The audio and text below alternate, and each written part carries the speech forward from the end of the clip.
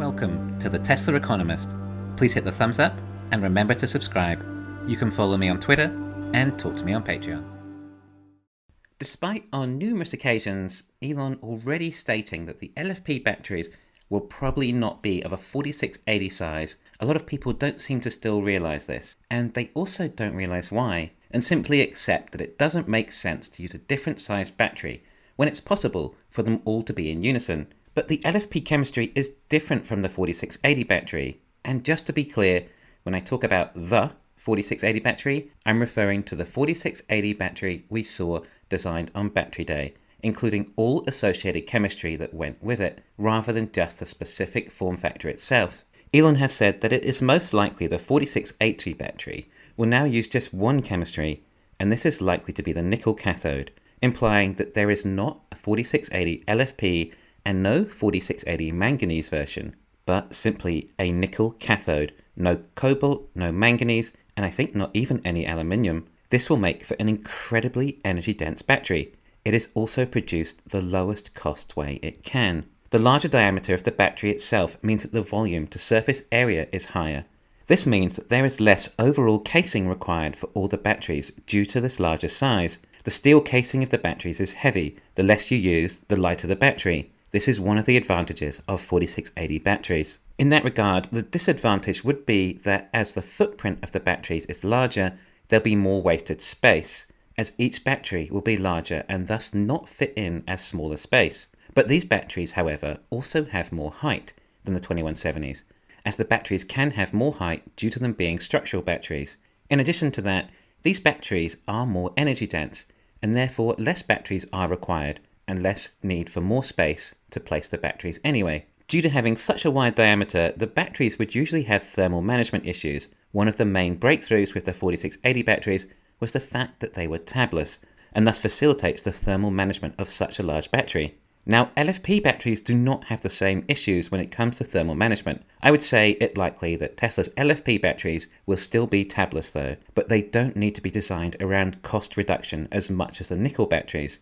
Nickel batteries are still really expensive these days. Even Tesla pays something like $150 per kilowatt hour, still with their 2170 batteries. When you have about 80 kilowatt hours of them, that adds up, potentially a $7,000 or so saving, or a 10 to 15% improvement in gross margin for the vehicles. Hence, why so much of the 4680 process was designed around cost reduction. There is currently no other option for long-range EVs without using nickel batteries. Tesla need to offer long range and create long-range vehicles for applications that need it if we're going to move to sustainable energy. Nickel batteries are very expensive and is the main holdup for every legacy auto. They can't afford to make a profit using the current ones, and there isn't enough of them. They take a long time to be manufactured, and as I often say, Tesla need a lot of batteries. Lots and lots and lots, just in case you didn't get it the first time. I mean something like 50 to 100 times the number of batteries Tesla have today. They have barely begun. Due to that, Tesla needed to work out the fastest way to produce batteries economically. They looked at production in the medical industry, bottling plants, and many other facilities to work out the fastest way to produce batteries. It was already clear that the 2170 process was not going to work. When you start doing the numbers of how many of the original Giga Nevada facilities you would need to make enough batteries, it was not going to be the feasible solution to solving fossil fuels, although the legacy autos are still going through that path. This would have been calculated fairly early on by Tesla. Thus, the research into what became the 4680 battery, with a project once codenamed Roadrunner, began. The result was a facility that cost 1/4 the amount to build per gigawatt hour generated, and the ability to produce batteries at 10 times a smaller footprint. At least that's what we were told on Battery Day, and possibly what Tesla have already achieved back when it was a much smaller company 1.5 years ago. There have possibly been other improvements since then too. The smaller footprint is due to the dry battery electrode that Tesla are able to use, derived from Maxwell Technologies' acquisition.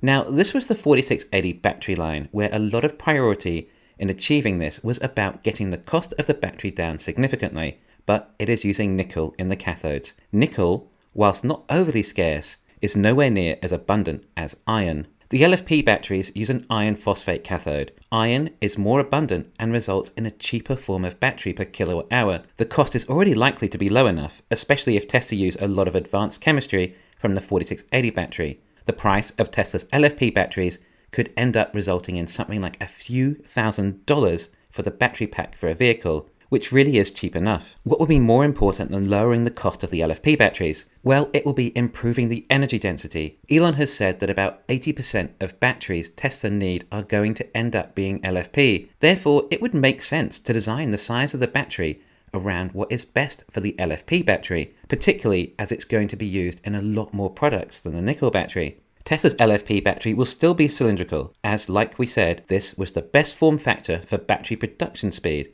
Therefore, it would depend on what the actual size is best for the LFP battery, which we don't know yet. But like I said, it will be what they can do to make them that much more energy dense so they can get that little bit more range out of them. If Tesla can get around 300 miles of range for an LFP Model 3, that will be amazing. And I hope eventually Tesla will be able to establish about 280 miles of range from a Model Y LFP version. And I think that this version will be the sweet spot. Enough range at a low enough price point. And of course, a huge margin for Tesla. This is why it is so important that the LFP battery is designed from first principles thinking and not a retrofit of a previous battery design when the chemistry is so different. Yes, we were shown potentially an LFP 4680 battery on Battery Day, but a lot has changed since back then. Elon said there may even be 2 different sizes for LFP. This is not hard to believe either, as the majority of batteries for vehicles will be LFP, but the majority of batteries that Tesla need may be for energy, which will also be LFP. Therefore, Tesla may very well make a different LFP battery for energy storage as they will for vehicles. Energy storage doesn't need to be as energy dense, just low cost. Of course, also safe and durable. The LFP batteries are so durable they barely degrade, which is why they will no doubt be used in the compact model for robotaxis and likely capable of 1 or 2 million miles before any noticeable degradation. Another major advantage for LFP batteries. LFP batteries are just ideal for the electric vehicle. The durability, the safety, and the low cost. We are at the infancy of LFP technology. It has not yet even been unleashed to the world due to the Chinese patent expiring later this year. It is not going to take too long until we see LFP offering close to 300 miles of range.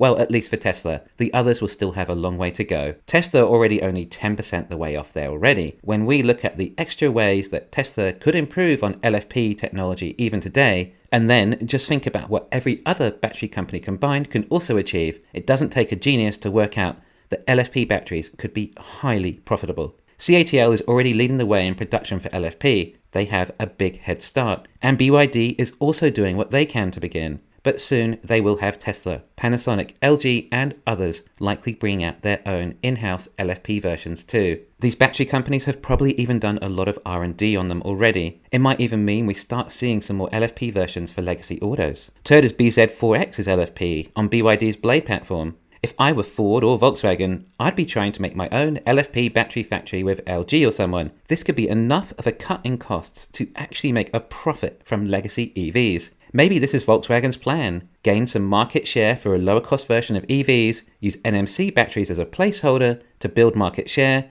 and then swap them later when LFP has ramped up. Simply subsidize the losses with the huge profits they're seeing from ICE, thus saving perhaps as much as $10,000 per vehicle when LFP is ready, making them profitable.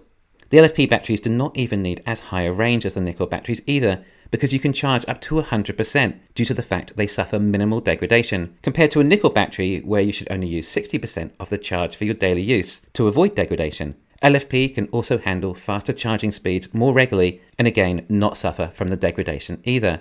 LFP batteries are just so obviously suitable for electric vehicles. This year will be very interesting when we see other contenders offering their versions and see how much they can improve on price and energy density. They are very close to reaching sufficient ranges already. Thanks for listening. Please hit the thumbs up and subscribe. You can follow me on Twitter and talk to me on Patreon.